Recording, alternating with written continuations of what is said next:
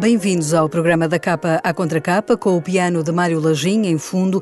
Lançamos a pergunta que inquieta tantas mentes nos últimos dias: como lidar com o novo desastre humanitário na Europa? Até hoje, em fuga, atravessaram as várias fronteiras da Ucrânia mais de 1,5 milhão de pessoas. São sobretudo mulheres e crianças. Os homens ficam para trás, arregaçam as mangas na defesa de um país para tentar responder ao avanço das tropas russas em território ucraniano. Este é, porventura, o mais rápido movimento de refugiados dos últimos 100 anos na Europa. É, sobretudo, um movimento feito no feminino e por milhares de jovens e crianças cujas vidas ficaram do avesso. Connosco para a conversa nos próximos minutos temos Gonçalo Saraiva Matias, especialista em Direito Internacional, é autor do retrato Migrações e Cidadania da Fundação Francisco Manuel dos Santos e foi diretor do Observatório das Migrações. Damos também as boas-vindas ao geógrafo Jorge Malheiros, é investigador do Instituto de Geografia e Ordenamento do Território da Universidade de Lisboa. São os convidados do programa feito em parceria com a Fundação Francisco Manuel dos Santos.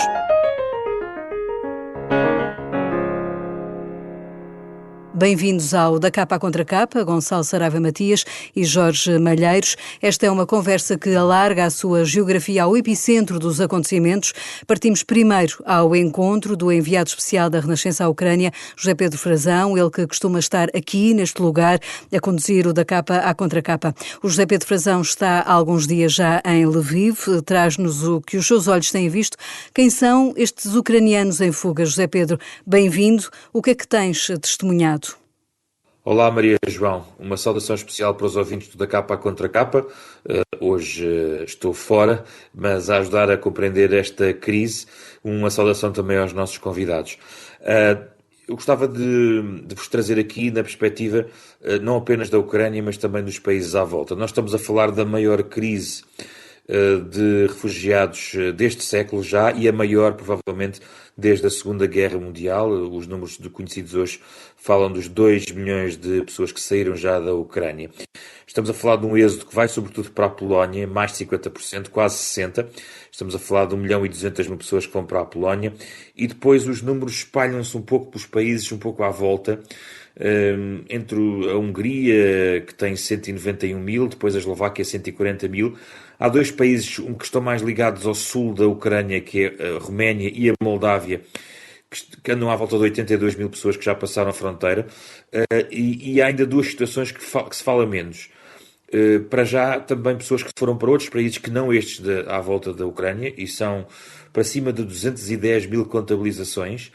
São eventualmente pessoas que usaram estes países como trânsito para chegar a algum lado. É uma informação que eu não tenho em particular. E depois ainda se fala menos daqueles que vão para a Rússia, ou seja, aqueles que estão a sair da Ucrânia para a Rússia. E existe um contingente e já é de 99.000 pessoas. E, portanto, é preciso olhar também para essa realidade. Bom, o que é que está a acontecer aqui na Ucrânia?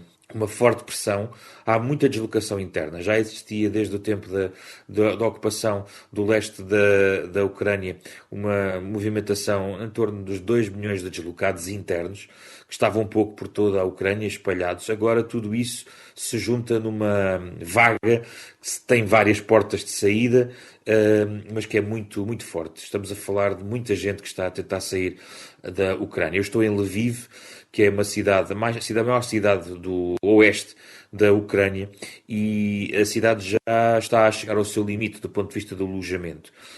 Os números desta manhã falavam em 200.000 pessoas que estão aqui. Estas 200.000 pessoas tentam entrar nos comboios, nos autocarros, para sair daqui para vários pontos. Há pontes autênticas de ajuda que estão a ser montadas. A questão que se coloca aqui é que ajuda é que uma cidade em crise, em guerra, como Lviv, vai ter, quer do ponto de vista de um país que está em guerra e, portanto, a sua economia é claramente afetada, mas também de ajuda externa. E esta ajuda vai ser fundamental para uma cidade como Lviv, que, apesar de tudo, não tem combates e, portanto, está estabilizada desse ponto de vista da segurança. Outra questão diz respeito à Polónia, onde eu estive na semana passada, durante toda a semana. De facto, os polacos responderam muito bem, a sociedade civil polaca, e tudo está preparado para os receber.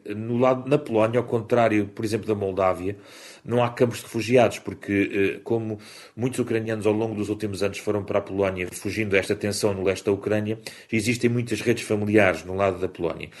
Mas isso pode acabar em breve, porque a pressão, pelo que se percebe, não vai terminar. Estamos a falar já de ter atingido um limite que a própria Polónia tinha sublinhado no início da crise, tinha falado de 1 milhão de pessoas que poderia receber, agora já vai para lá do 1 milhão. O governo polaco hoje anuncia medidas, um conjunto de legislação para aprovar, no fundo, ajudas financeiras para pagar comida e também alojamento destas pessoas, e também para estas pessoas poderem trabalhar legalmente, para terem acesso aos serviços de saúde e à segurança social. Uma questão que se está a colocar em alguns casos é que alguns destes ucranianos aparecem sem papéis. Eles estão na União Europeia, é preciso lembrar isso, é preciso ver como é que a União Europeia vai tratar esta entrada massiva de ucranianos que têm que se legalizar, de certa forma, e que tipo de legalização vai ser feita aqui nestes países.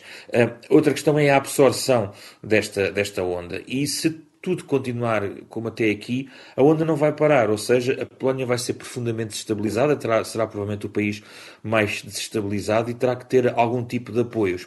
São alguns pontos que eu deixo para a vossa conversa. A radiografia, aqui pelos olhos do repórter José Pedro Frazão, muitas questões para somarmos para esta conversa. Gonçalo Saraiva Matias, como ouvimos, estima-se que 80% da população ucraniana que está em fuga sejam mulheres e crianças. São vidas interrompidas.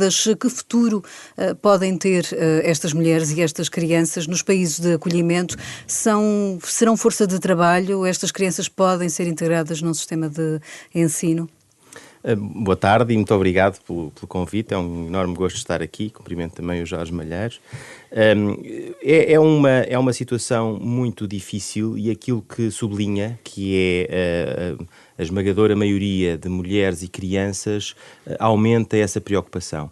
Há, aliás, nesses números, normalmente uma preocupação acrescida com as crianças não acompanhadas. Já tínhamos assistido a isso durante a crise migratória de 2015 no Mediterrâneo. Os números, aliás, também mostravam um número muito grande de crianças desacompanhadas, e isso é muito preocupante porque são crianças que ficam sujeitas a todo o tipo de exploração, incluindo a redes clandestinas de exploração sexual e de tráfico humano, e isso é algo que não pode, obviamente, suceder. Portanto, deve ser colocada uma enorme atenção neste momento a essa situação.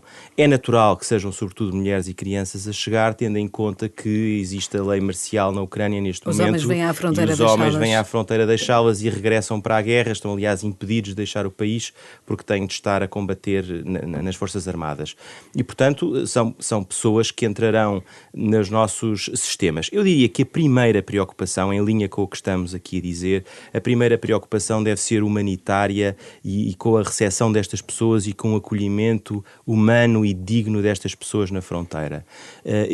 As imagens que vemos e aquilo que acabou de descrever o José Pedro Frazão confirma isso, mas peço desculpa de poder ser um pouco crítico, mas acho que nestas alturas também temos de ter a frieza e de olhar para as coisas e de usar a experiência que temos. Eu vejo aqui a repetição de alguns erros que já tinha visto em 2015. Por exemplo? Vejo, por exemplo, que os países da fronteira estão a ser deixados sozinhos a lidar com a crise.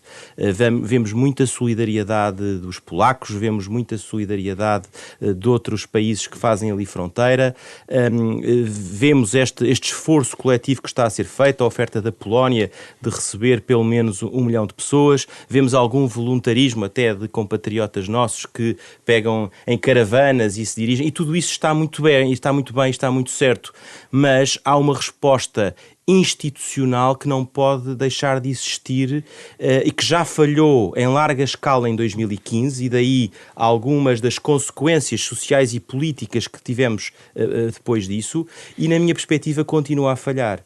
De instituições internacionais. Desde logo da União Europeia, que é em primeira linha quem está aqui em causa. Aliás, um mecanismo que foi ativado pela União Europeia, e está muito certo, é um mecanismo de proteção temporária, portanto não é um mecanismo genérico do asilo, que é muito mais complexo e muito mais lento, é um mecanismo mais ágil e mais rápido de proteção temporária, está muito bem ativado, mas ele tem algumas deficiências. Desde logo, a proteção que é dada às pessoas é mais fraca do que a proteção que resultaria da concessão do asilo. portanto o estatuto de refugiado. É preciso ter em conta que estas pessoas não vão ter nos nossos países o estatuto de refugiado, vão ter um estatuto especial de proteção temporária, mas não o estatuto de refugiado.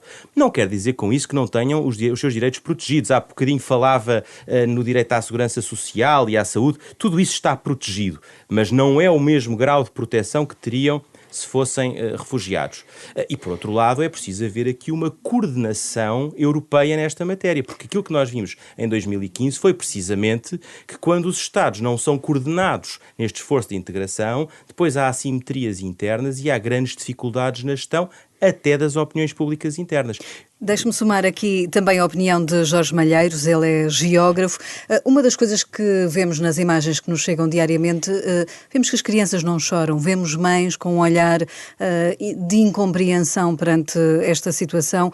Esta gente nova que chega a uma Europa envelhecida, que força é que pode também representar para estes países europeus? Serão uma espécie de mais-valia também para a força laboral até desta Europa envelhecida?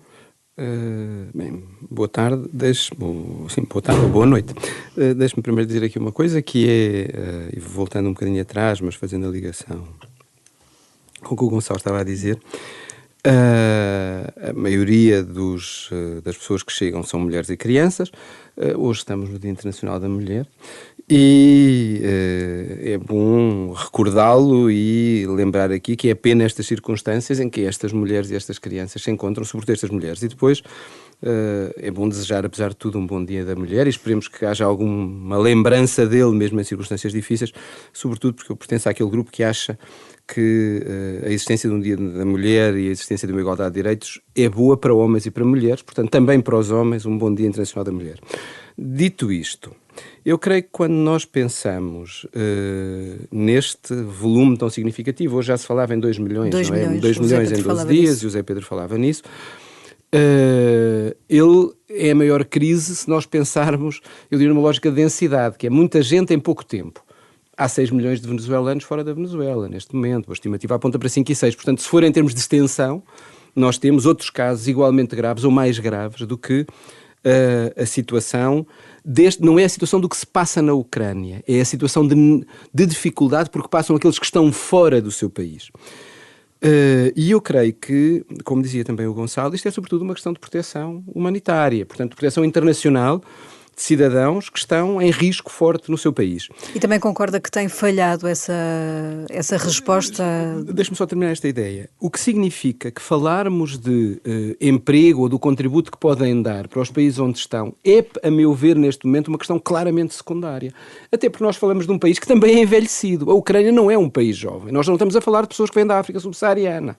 Portanto, eu creio que aqui, neste momento, a questão da conversa tem a ver, como foi referido, com uma boa estratégia de acolhimento e depois, nós não sabemos como é que a guerra vai evoluir, com a criação de mecanismos, por um lado, para a continuidade no território onde ficam, porque depois fala-se das soluções definitivas, etc., em relação às questões dos refugiados, quando estamos no domínio da proteção internacional, e ir pensar no futuro, esperando que isto se resolva num prazo curto e não de uma forma dramática. E pelo discurso que se ouve, infelizmente pode não ser assim, mas apesar de tudo, enfim, de uma forma positiva, eu ainda acredito que possa ser, e depois é pensar no retorno, o que quer dizer que, para além do papel que podem ter em países como Portugal, ou a Polónia, outros países europeus onde chegam, devemos pensar no papel fundamental que podem ter num processo de reconstrução que terá de ser feito após isto tudo terminar. A Ucrânia tem de beneficiar de uma lógica de reconstrução no qual vão participar estas mulheres, enfim, e as crianças de uma outra maneira, e os homens que lá estão. Depois, em relação à questão da resposta e dos seus déficits, eu creio que, apesar de tudo, temos alguma melhoria em relação a 2015. Estamos longe de ser uma solução ideal, mas, por exemplo, a ativação do mecanismo de proteção temporária é um passo em frente. Nós falhámos claramente, nós, União Europeia, e, portanto, enquanto cidadão europeu também falhei, não é? Estamos num sistema democrático, escolhemos os nossos líderes, se eles respondem mal, nós somos corresponsáveis, em graus diferentes, certamente. Mas, ao ativar o mecanismo de proteção temporária, isto é um passo em frente importante. E, em segundo lugar, ao contrário do que aconteceu em 2015, em que vários países se puseram explicitamente de fora dos processos de corresponsabilidade, não é? De burden share europeu, como se diz na linguagem do asilo, agora não. é muito mais subtil o que dizem, mas em princípio todos estão disponíveis para acolher, para participar, etc. Veremos, como dizia o Gonçalo, na hora da verdade como é que isto funciona. Mas nesta altura, enquanto que as cisões se tornaram claras, no sentido de o problema é dos italianos e dos gregos na altura, e muito menos dos outros, e um bocadinho dos húngaros, mas sobretudo dos italianos e dos gregos, por exemplo, relembrando as disposições da Convenção de Dublin, que diz que são o primeiro país de asilo, tomam conta das pessoas que lá ficam, e não percebendo que, em casos destes, em que chega 1 milhão de pessoas, as coisas não podem funcionar assim. O que significa que o discurso sobre repensar Dublin tem de ser posto em cima da mesa e, efetivamente, tem de se pensar como é que se pode alterar Dublin para lidar com este tipo de circunstâncias, não é? Eu creio que há um salto em termos de disponibilidade de cooperação entre os países europeus, da ativação de mecanismos de proteção temporária mais rapidamente e depois, ao nível de cada um dos países, como fez Portugal, de ativar mecanismos de simplificação do controle da documentação, da ativação de perspectivas dos esquemas de proteção social, dos esquemas de acolhimento, e Portugal fê-lo, não é? O Alto Comissário para as Migrações fê-lo, o Alto Comissariado, e outros países estão a fazer o mesmo. Portanto, eu creio que demos um salto, ele é incompleto, e eu espero, sobretudo, que isto fique para o futuro, porque se com os ucranianos estamos a responder assim, é bom lembrarmos que se houver outras crises, e provavelmente haverá, não é? Num horizonte não muito distante, que ainda consigamos uma resposta melhor. E estes moldes já são um caminho interessante. Eu gostava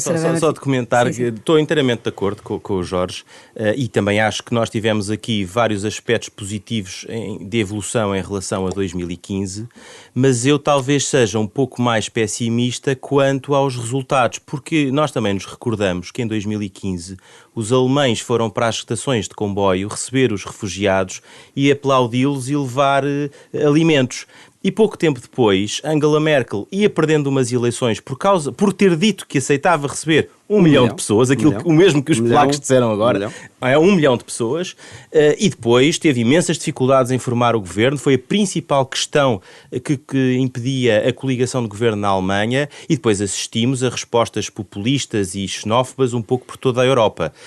E são justamente esses erros que eu acho que não devemos repetir. É verdade que nós não tivemos agora a reação que tivemos na altura por parte do grupo de Visegrado, por uma razão simples, porque eles se identificam com aquele problema e se identificam muito com aquela causa e até se identificam com as pessoas que estão a receber, muito mais do que se identificavam em 2015. Mas isso não quer dizer que nisso não possa mudar, sobretudo tendo em conta as pressões internas. Gonçalo Saraiva Matias, deixa-me perguntar-lhe também, o José Pedro Frazão levantava a questão de muitas pessoas que entram sem papéis, e isso está a acontecer. Também como é que se lida com esta vaga? Ou seja, esta fórmula que estamos agora a assistir está a responder também a estas pessoas que chegam à fronteira sem papéis? Aí há de facto uma alteração grande, porque enquanto que no sistema de asilo normal, que foi aquilo que aplicámos em 2015, era necessário fazer a triagem das pessoas, a identificação das pessoas, a recolha dos dados biométricos, porque sem papéis vem toda a gente. Isso é uma característica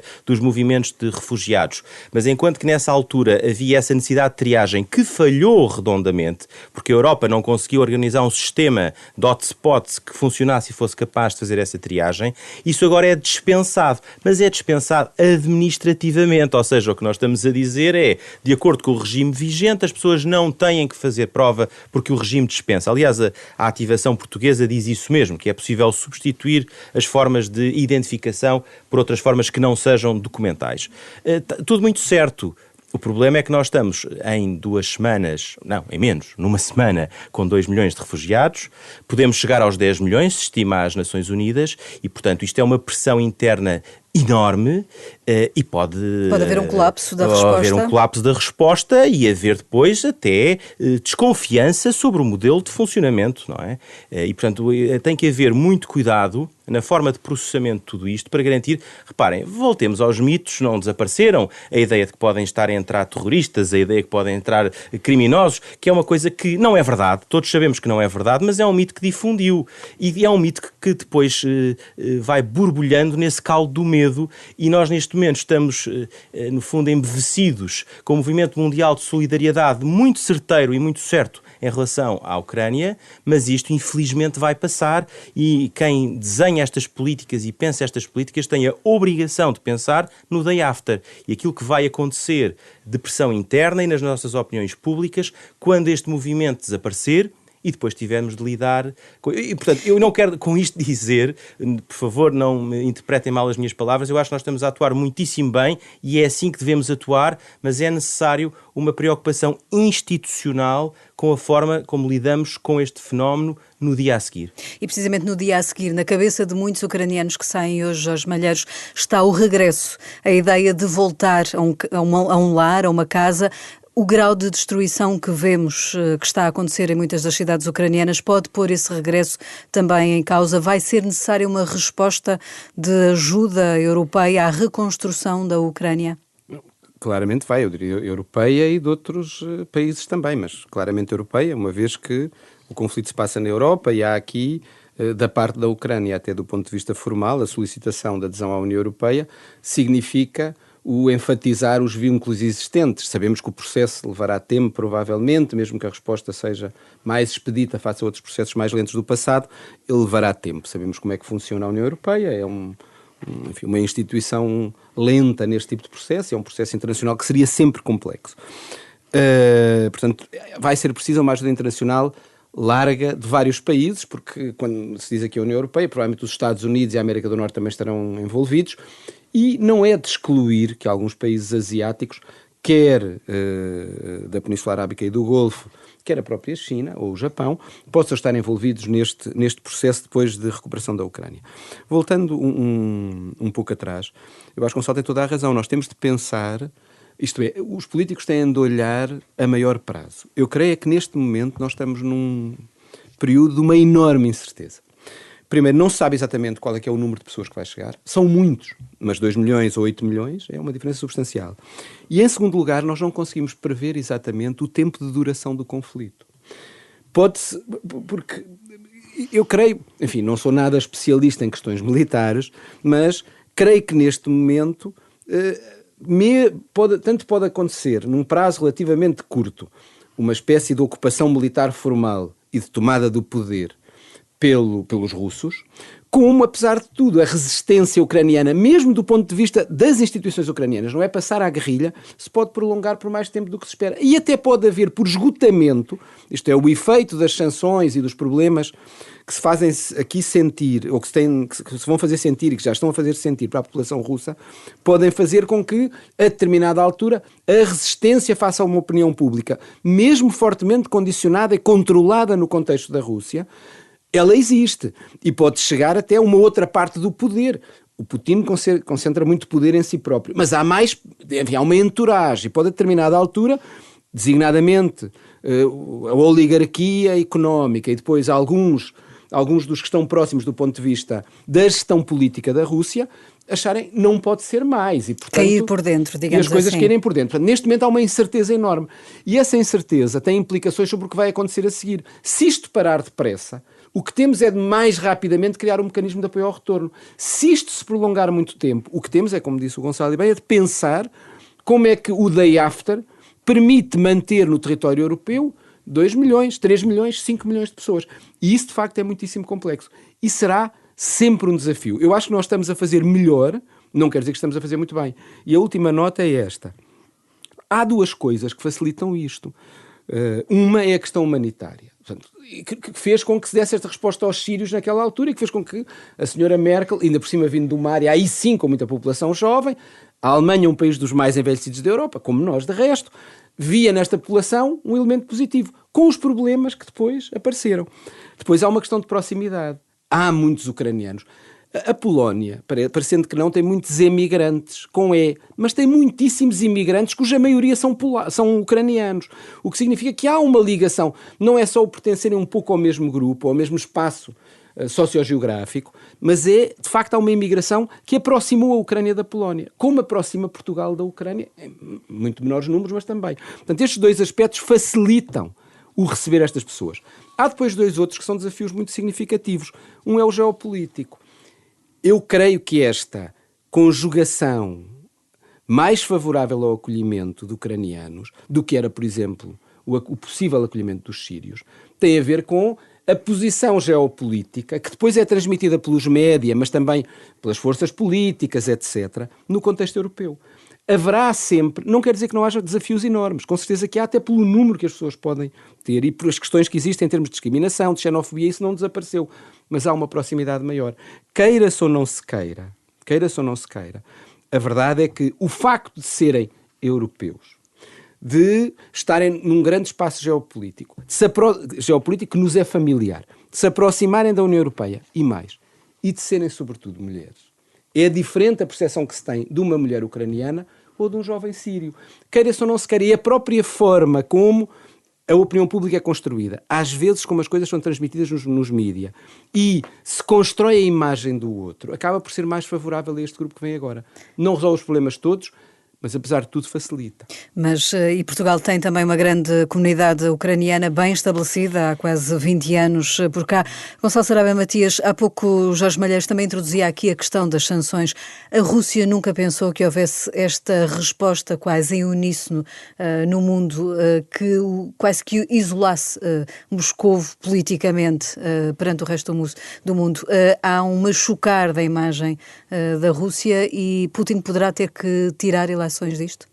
Eu penso que a Rússia não contava com esta reação, pelo menos uma reação tão forte. Aliás, nós hoje, como assistimos em choque àquilo que se está a passar, tendemos a achar que para a Rússia é absolutamente irrelevante a imagem que ela tem no mundo, porque é assim que se está a comportar. Eu não acredito que isso seja assim, e não foi assim que isto começou. Há uma semana estava Putin a fazer discursos à nação e depois uma declaração de invasão em que invocava o direito internacional, a Carta das Nações Unidas, e dizia que estava a fazer isso para salvar o povo ucraniano da ocupação nazi e do genocídio no Donbass. Portanto, a Putin e ao seu regime não é absolutamente irrelevante a posição que têm na comunidade internacional. Lavrov, o ministro dos Negócios Estrangeiros, dizia há uns dias que António Guterres não se estava a comportar de acordo com a Carta das Nações Unidas porque tinha cedido o seu mandato ao exagerar as críticas que tinha feito à Rússia. Portanto, eu acho que há aqui uma posição da Rússia de muito desconforto e de algum choque em relação ao isolamento que está a ser objeto. Aliás, estão neste momento a correr 2 processos em Tribunal Internacional contra a Rússia, um contra altos funcionários individuais russos, incluindo Vladimir Putin, no Tribunal Penal Internacional, e outro contra a Rússia enquanto Estado no Tribunal Internacional de Justiça. Ontem houve a primeira audição e única deste julgamento e a Rússia nem se dignou a aparecer. Mandou uma carta ao Tribunal a dizer nós não vamos estar presentes e não explica porquê.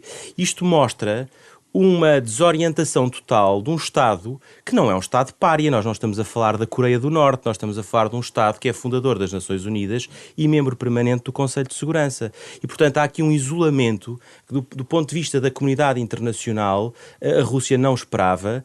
E, de facto, a Rússia, provavelmente depois disto, com as sanções económicas que está a ser objeto, com os processos nos tribunais internacionais, vai ficar por muitos anos numa situação pária, ou então consegue dar a volta, e como dizia o Jorge, eu estou muito de acordo com essa possibilidade de uma erosão séria do regime interno, que é de facto uma oligarquia e, portanto, tem ali condições para erudir até porque essa clique à volta é muito sensível a este tipo de sanções e ao estilo de vida que leva. Mais uma vez, não estamos a falar de talibãs que vivem nas montanhas de Tora Bora, não é? E para quem as sanções económicas são mais ou menos irrelevantes. Estamos a falar de pessoas que vivem em Londres, Paris e Nova Iorque com um estilo de vida que nós nem sonhamos. E, portanto, para quem as sanções económicas têm, de facto, impacto nos próprios e nas suas famílias. Portanto, não me parece nada impossível que este isolamento e esta erosão progressiva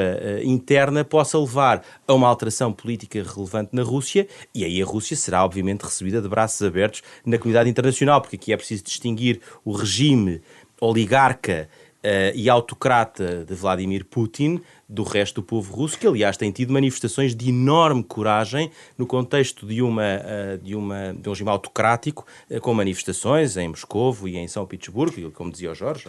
Para fechar, Jorge Malheiros, partilha desta ideia. A Rússia está de facto já a sofrer na sua imagem. Poderá de alguma forma restaurar a sua imagem depois disto? Eu creio que podem sempre. Os países podem sempre restaurar a sua imagem. Nós temos vários exemplos de regimes que a determinada... Vamos lá ver. Devemos distinguir entre os povos e os países e aqueles que os gerem. Nós não nos esquecemos do que foi a Alemanha nazi ou os processos que envolveram a determinada altura, embora tenham uma componente interna brutal, mas Stalin na União Soviética, ou o que foi, digamos assim, o imperialismo japonês da Segunda Guerra Mundial. Enfim, a Rússia, até determinada altura, era bem acolhida na comunidade internacional, às vezes até demasiado, em minha opinião, mas claramente o Japão e a Alemanha são hoje respeitadíssimos países em termos da ordem democrática global e, portanto, apesar da sua desmilitarização e do facto de procurarem não se envolver, e talvez isto seja o momento da mudança que já está a acontecer no caso da Alemanha, em termos de procurar não se envolver na componente militar e dos conflitos mundiais, mas talvez neste momento, com o que temos assistido, sobretudo no caso alemão, talvez a partir de agora a Alemanha passe a ter uma participação maior nestes processos, sobretudo na lógica defensiva, não é na lógica ofensiva, é na lógica defensiva e da manutenção da ordem em termos globais. Portanto, eu creio que a Rússia, mudando o regime, será obviamente aceita na lógica internacional. Porque nós não estamos, é um facto, a falar de um país qualquer. É bom dizer que há aqui também uma curiosidade histórica, que é a Ucrânia também é fundadora das Nações Unidas, embora fosse uma república soviética, mas logo em 1945 a Ucrânia e a Bielorrússia fundam também as Nações Unidas. Enfim, é um processo jurídico curioso, mas não deixa de ser um dado interessante. A Ucrânia também é fundadora. E eu creio que nós não estamos só a falar de um país que tem um conjunto de relações muito fortes com o exterior, porque tem económicas, políticas, que é um país da Europa. Apesar da maioria do seu território estar fora da Europa, a maioria da sua população vive na Europa e assume-se como um país europeu. Enfim, em determinados momentos assume o seu posicionamento de ponte, o que também se percebe, sendo um país tão grande, o meio mais extenso do mundo. Mas, além disto, pela dimensão que tem, pelo significado que tem em termos económicos, históricos, políticos, é um país que a comunidade internacional não pode dar só o luxo, digamos assim, de deixar de fora. Não pode fazer. Muitas ideias deixadas aqui para refletirmos sobre os dias que vivemos como europeus. Agradeço a Gonçalo Saraiva Matias e a Jorge Malheiros terem estado neste Da Capa à Contracapa, um programa com a produção de Ana Marta Domingos, feito em parceria entre a Renascença e a Fundação Francisco Manuel dos Santos. Despedimos-nos ao som de Mário Lajinha. Já sabe, pode ouvir-nos de novo e a qualquer hora em podcast, no site da Renascença ou nas aplicações.